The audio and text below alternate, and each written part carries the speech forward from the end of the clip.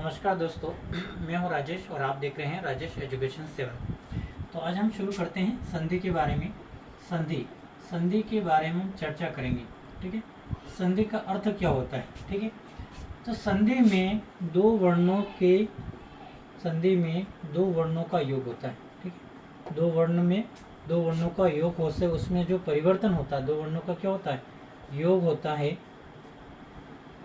और उसमें जो उत्पन्न विकार होता है, क्या होता है, उसमें उत्पन्न विकार होता है, उसे हम संधि कहते हैं। दो वर्णों के योग से उत्पन्न विकार को हम संधि कहते हैं। क्या कहते हैं, संधि कहते हैं।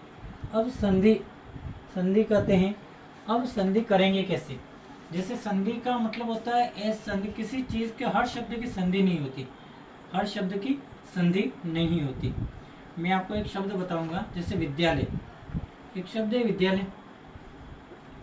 अब मान लो इस शब्द का हम संधि विच्छेद करें, विद्यालय, तो इसमें क्या करेंगे, दो संधि हमेशा बीच से होगी। ठीक, जैसे विद्यालय, तो हमें बीच से विच्छेद इन दोनों शब्दों को लेना पड़ेगा।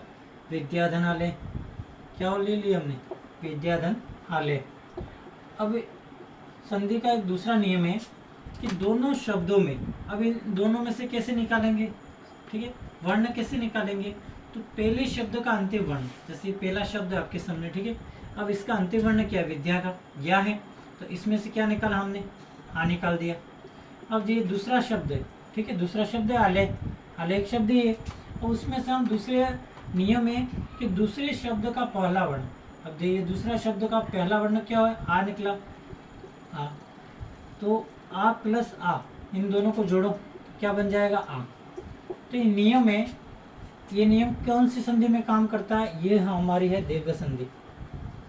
कौन सी संधि है, दीर्घ संधि। अब दीर्घ संधि में क्या होता है, आ कैसे हुआ, इसमें आ प्लस आ, इसमें एक सूत्र बनता है अ प्लस अ। अब इन दोनों को जोड़ो तो क्या बनेगा, आ बनेगा। या फिर आगे आ पीछे अ ले लो तो भी क्या बनेगा, आ बनेगा।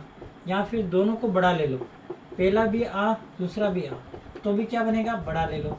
अब पहले बड़ा, पहले छोटा और दूसरा बड़ा, तब भी क्या बनेगा, हाँ।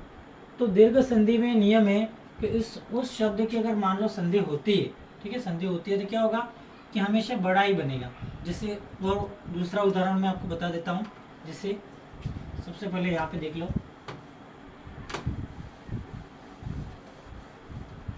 दूसरा उदाहरण मैं आपको बता देता हूँ। जैसे हिमालय,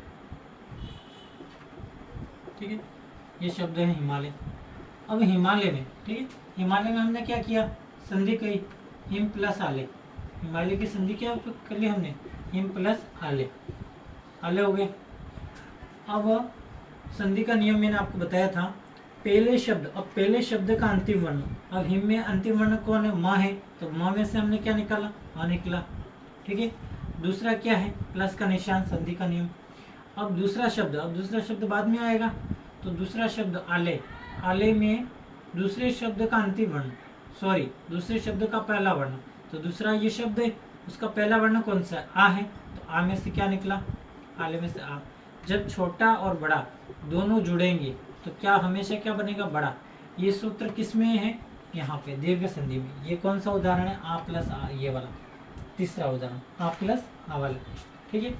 और दूसरे विषय, अगर कोई शब्द है, ठीक है, अब उसमें ये दो शब्द हमने डिवाइड किए, एक तो हिम प्लस आले, तो ये इसको कहते हैं पहला पद। पहला पद को कौन सा गिना जाएगा, इसमें हिम, इसको ये हमारा पहला पद गिना जाएगा, इसको दूसरा पद या उत्तर पद, ये पहला पद गिना जाएगा, ये दूसरा पद।